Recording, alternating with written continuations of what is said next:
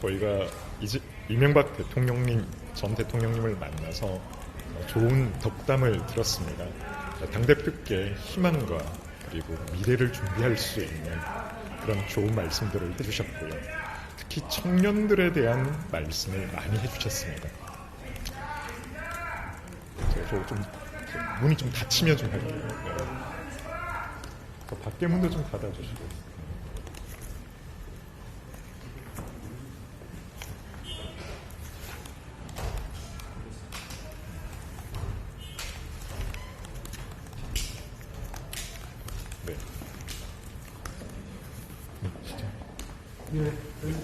네, 감사합니다. 네, 이어서 하겠습니다. 네, 당대표께 용기와 희망을 주는 말씀들을, 덕담들을 주로 해주셨는데요. 특히 이명박 전 대통령께서 짧은 정치 경력에도 불구하고 대통령에 이를 수 있는 그 도전 정신에 대해서 말씀을 해주셨습니다. 지금의 장동혁 대표와 마찬가지로 짧은 경력에도 불구하고 3번의 선거에서 다 승리를 이끈 그 도전 정신 그리고 창의력 이런 부분에 대한 말씀들이 있었습니다. 또 하나 강조했던 부분은 청년에 대한 부분입니다. 당이 좀 더 적극적으로 청년들에게 읍소하고 청년들에게 도와달라는 그런 메시지를 진정성 있게 내고 청년들과 함께하는 그런 모습을 보이는 게 좋겠다는 말씀을 해주셨습니다. 무엇보다 내년 이제 올해죠. 올해 지방선거 승리가 중요하다는 말씀을 해주셨습니다. 지방선거 승리를 위해서 당이 하나로 똘똘 뭉쳐야 된다는 말씀을 하셨습니다. 당의 화합을 통해서 당이 하나로 똘똘 뭉쳐서 내년 그리고 올해 지방선거 승리를 반드시 승리로 이끌 수 있는 게 필요하다는 말씀도 있으셨고요. 과거 정치 경력을 되돌아보면 지금의 107명 국민의힘 숫자가 결코 작은 숫자가 아니라는 말씀을 하셨습니다. 이 107명이 똘똘 뭉치면 반드시 지방선거에서 승리할 수 있다는 말씀을 하셨습니다.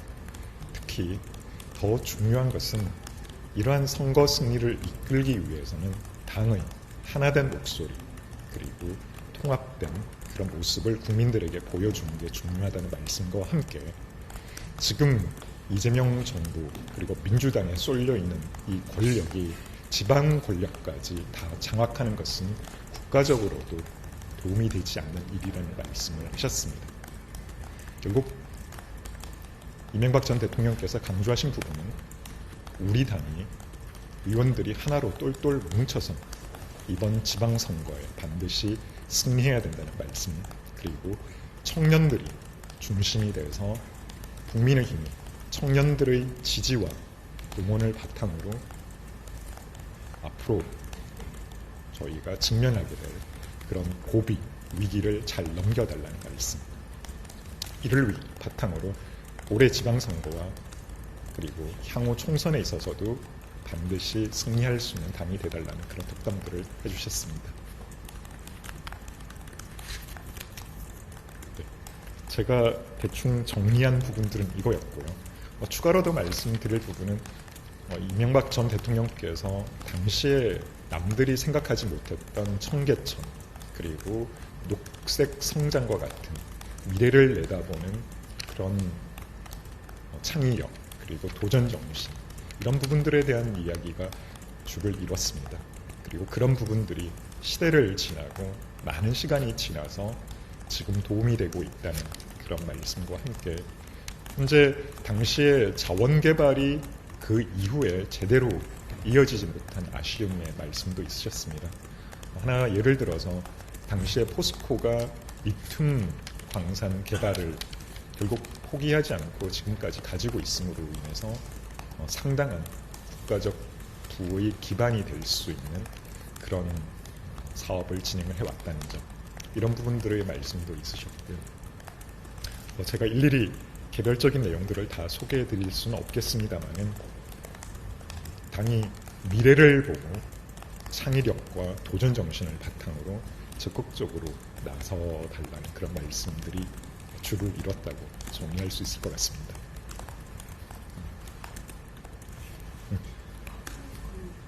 이 대통령께서 직전에 입장에서는 형제 간 싸움은 안 된다고 언급하시고 공개 발언에서 단합 강조하셨는데 어떤 의미로 보시는지? 이명박 대통령께서는 장동혁 대표가 앞으로 고비와 위기들이 많이 있겠지만 결국 극복해야 된다라는 말씀을 해주셨습니다. 장동혁 대표에게 힘을 실어주는 그런 발언들을 많이 해주셨고요. 용기와 격려를 실는 장 대표께 힘을 실어주는 그런 발언들이 주를 이뤘습니다. 아마 이명박 전 대통령께서는 본인의 경험에 비추어 볼 때 결국 당이 적극적으로 대표를 믿어주고 힘을 실어주지 못하면 이번 지방선거 승리와 앞으로 있을 여당과 그리고 이재명 정부와 대결 그리고 대여 투쟁에 있어서도 동력이 떨어질 것을 걱정하는 그런 생각을 가지고 계신 것 같았습니다. 그런 부분에서 볼 때 아마 당의 화합 그리고 당의 통합, 단결을 말씀하신 것 같고요. 특히 최근에 있었던 장동혁 대표의 24시간 필리버스터를 굉장히 높게 평가를 하셨습니다. 당의 결속에도 도움이 되고 그 기세로 그런 마음가짐으로 앞으로 대여 투쟁에 있어서도 선봉에 서달라는 그런 취지의 말씀을 하셨다고 생각을 합니다.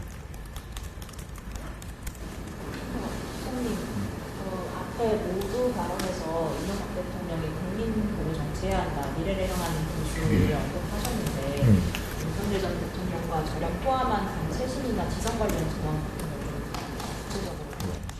뭐 그런 부분들에 대해서 이명박 전 대통령께서 직접 언급은 하지 않으셨습니다.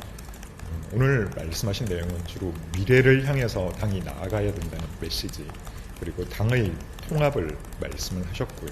청년들이 중심이 돼서 청년들의 마음을 진정성으로 가지고 접근을 하다 보면 당이 지방선거 승리뿐만 아니라 총선에서도 승리할 수 있다라는 그런 말씀을 있으셨습니다. 제가 마지막으로 한번 빠진 부분이 있는지 보고 말씀을 드리도록 하겠습니다. 그리고 장 대표께는 현역 의원님들을 틈나는 대로 찾아가서 그분들의 목소리를 듣고 도와달라, 그분들의 마음을 얻는 그런 행동은 계속해달라는 말씀을 하셨습니다. 그리고 당대표로서 사명감을 가지고 반드시 지방선거 승리를 이끌어달라는 말씀이 있으셨고요.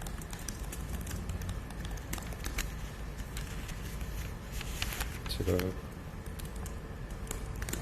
그리고 지혜롭게 해야 된다는 그런 말씀을 하셨는데 이 지혜롭게 해야 된다는 말씀과 함께 젊은이들 그리고 순수한 청년들을 불러 모아서 그들에게 미래를 향해서 나가야 된다는 진정성 있는 메시지를 전달을 해야 된다는 말씀을 하셨습니다. 새로운 시대를 열어가야 된다 그런 말씀도 있으셨고요.